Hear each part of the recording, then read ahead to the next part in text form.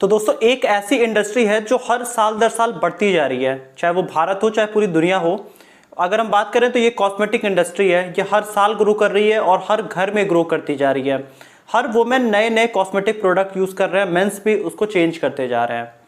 तो इस वीडियो में आज हम इंडिया के कॉस्मेटिक इंडस्ट्री के ही बारे में बात करने वाले हैं। तो आइए इस वीडियो को शुरू करते हैं। और ये पार्ट 1 वीडियो है जिसमें हम कंप्लीट ओवरऑल इंडस्ट्री के बारे में बात करेंगे, और अगले कल आएगी ये वीडियो दूसरी वाली जहां पे हम बात करेंगे कि कॉस्मेटिक इंडस्ट्री में आप और हम क्या कर सकते हैं, और इसमें कुछ केस स्टडीज भी होंगी। हेलो दोस्तों, मेरा नाम है दीपक, आप देख रहे हैं डिजिटल आर्ट। तो अगर हम कॉस्मेटिक इंडस्ट्री की बात करें तो ये बहुत पुराना इतिहास है इंडिया में। जब इंडस वैली सिविलाइजेशन था तब भी लोग कॉस्मेटिक में मतलब अपने सजने के लिए या कुछ ना कुछ तरीके के लिए लोग यूज करते थे कोई ना कोई, जैसे कि पेड़ की कुछ चीजें हो गई या आयुर्वेदिक कोई ना कोई तरीके लगाया करते थे। उसके बाद धीरे धीरे चीजें चेंज होती गई, लोग जब घरों में आ गए तो उसके बाद क्या हुआ कि जब ऑनलाइन और इस तरह की कोई चीजें नहीं अवेलेबल थी तब भी लोग अपने पिंपल और एक्ने रिमूव करने के लिए हल्दी और ये सब चीजों को, दही, ये सब चीजें यूज किया करते थे। और आज की डेट में आप जितना भी इंडिया का कॉस्मेटिक इंडस्ट्री देखेंगे, जितनी कंपनियां हैं, ये अपने आप को आयुर्वेद से ही जोड़ने की कोशिश करती हैं, क्योंकि हमारी रूट्स आयुर्वेद में ही है। आप ज्यादातर कंपनियों को देखेंगे वो कहते हैं कि इसमें टर्मरिक है या इसमें अलग अलग चीजें ही हैं, वही चीजें जो आयुर्वेद में पहले यूज होती थी। दोस्तों ये लैक्मे वगैरह जितनी कंपनियां हैं, ये पहले इन्होंने दुनिया में बहुत मार्केटिंग करी और हर जगह अपने लैक्मे के प्रोडक्ट्स बेचे। उसके बाद 1990 के बाद जब इनको दिखा कि दुनिया के मार्केट अब थोड़े सैचुरेट हो रहे हैं, अब इंडिया का मार्केट एक बड़ा है, तो कंप्लीटली इंडिया में मार्केटिंग करी गई और इंडिया में ये चीजें ग्रो होती गई। ये कॉस्मेटिक ही ऐसा मार्केट है जो जैसे जैसे टेक्नोलॉजी बढ़ती गई वैसे वैसे ये मार्केट भी चेंज होता गया।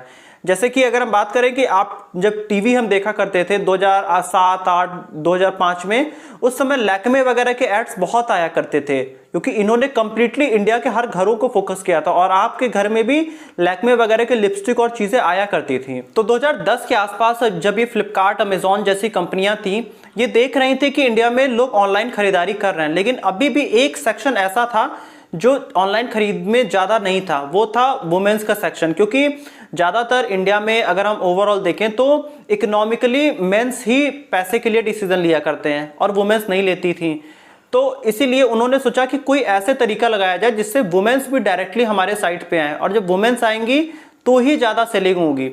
तब इन्होंने ध्यान दिया कि वुमेन से रिलेटेड चीजें हैं कॉस्मेटिक, और 2010 के बाद से ये कंपनियां जैसे अमेजॉन, फ्लिपकार्ट, लाइमरोड, ये सब ने कोशिश करना चालू किया कि ये कॉस्मेटिक इंडस्ट्री पे ध्यान दें, और इन सब ने थोड़ा थोड़ा फोकस बढ़ाया। लेकिन उसी समय नायका आती है 2012 में कंपनी, और नायका ने पूरा इंडिया का कॉस्मेटिक मार्केट चेंज कर दिया।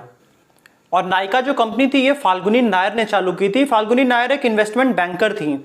तो जब इन्होंने इस इंडस्ट्री में वो आई तो उन्होंने देखा कि बहुत बड़ा एक गैप है कॉस्मेटिक इंडस्ट्री में, कि ऑनलाइन जो चीजें मिलती थी वो बहुत महंगी मिलती थी। तो फाल्गुनी नायर ने नायका के थ्रू इन चीजों को बहुत अफोर्डेबल रेट पे बनाया, ताकि मिडिल क्लास के लोग भी नायका से चीजें खरीद सकें, और इसी से इन्होंने ये इंडस्ट्री कंप्लीटली चेंज कर दी। 8 साल के अंदर इनके अभी 61 से ज्यादा स्टोर्स हैं इंडिया में। और अगर हम आज के डेट में नायका का वैल्यूएशन देखें तो इनका करीब $740 मिलियन से ज्यादा का इनका वैल्यूएशन है। और नायका को देखते हुए कई और ब्रांड्स इसमें एंटर किए, जैसे कि बिग बास्केट भी ब्यूटी ब्रांड में आया। उसके बाद अगर हम बात करें तो मिंत्रा भी ब्यूटी ब्रांड में एंटर किया और इसने भी वुमेन रिलेटेड चीजें देनी चालू की। अमेजॉन इस मार्केट में पूरी तरह से एंटर किया, फ्लिपकार्ट एंटर किया।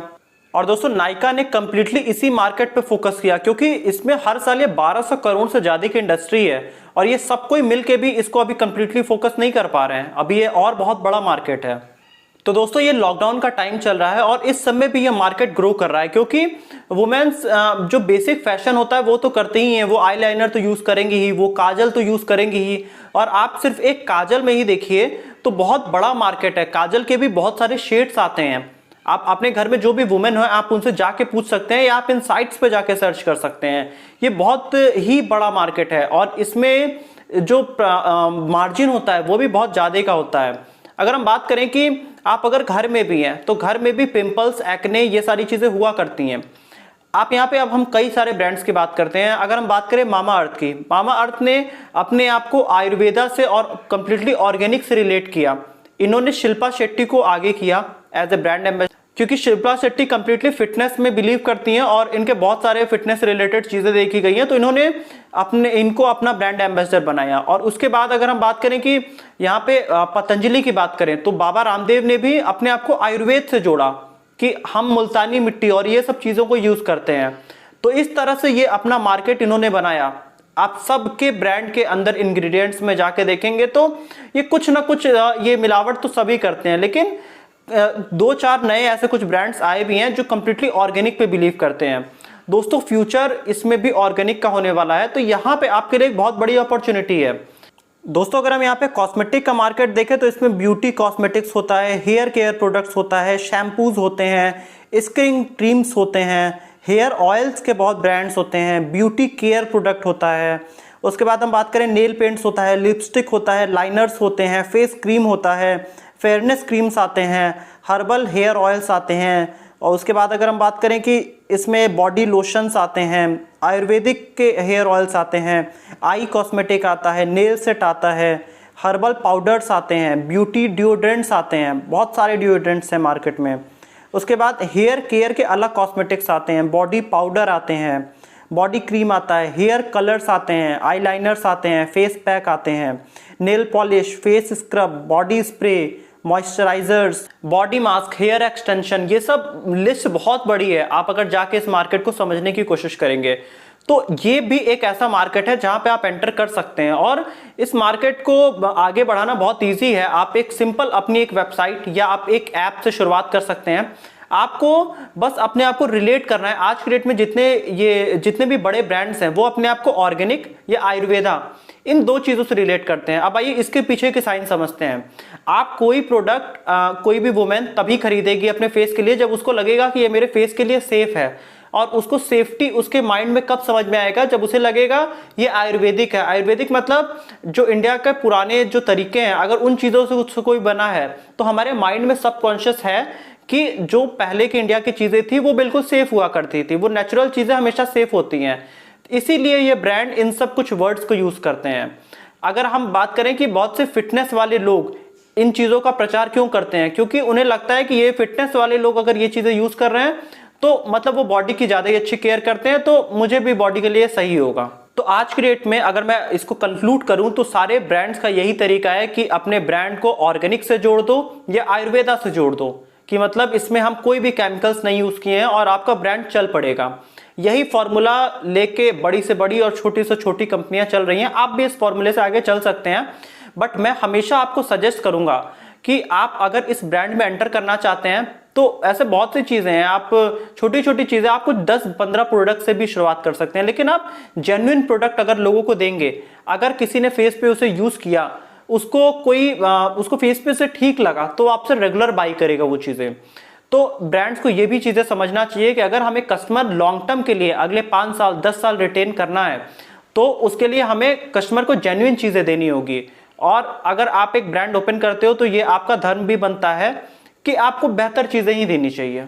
दोस्तों अगर हम एक और यहाँ पे बिलियनियर की बात करें, काइली जेनर जो दुनिया की यंगेस्ट बिलियनियर थी, वो भी ब्यूटी कॉस्मेटिक इन्हीं सब टाइप के अपने प्रोडक्ट्स उसने लॉन्च किए और वो दुनिया की यंगेस्ट बिलियनियर बनी। तो ये सारा मार्केट आप देखते हैं ना, बहुत बड़ा है। तो यहाँ पे अभी आज के डेट में एक और मार्केटिंग इस मार्केट से चल रही है कि जितने यूट्यूबर्स हैं जो कि फिटनेस, हेल्थ, योगा इन सब चीज़ों से रिलेटेड हैं, ये लोग आजकल बड़े बड़े ब्रांड्स की मार्केटिंग कर रहे हैं, जैसे कि मामा अर्थ हुआ, पतंजलि हुआ, और इनको पैसे मिलते हैं। आप ये नीचे रेफरल कोड देते हैं, कुछ % ऑफ देते हैं। आज के डेट में इंडिया में यही मार्केटिंग चल रही है। तो इसके पार्ट 2 के वीडियो में हम बात करेंगे उन स्टार्टअप्स की जो अभी ग्रो कर रहे हैं अच्छे से और ऑर्गेनिक और आयुर्वेदिक प्रोडक्ट बना के। तो हम कई सारे केस स्टडीज पे बात करेंगे और डिटेल में इस मार्केट को हम और समझेंगे कि आप इसमें क्या कर सकते हैं। तो ये वीडियो यही खत्म होती है। अगर आपको वीडियो अच्छी लगी है तो वीडियो को लाइक करिएगा। कल की वीडियो देखने के लिए अगर आपने चैनल को सब्सक्राइब नहीं किया है तो चैनल सब्सक्राइब कर दीजिए। कल हम इसमें डिटेल प्लान में बात करेंगे और समझेंगे इस मार्केट को और अच्छे तरीके से।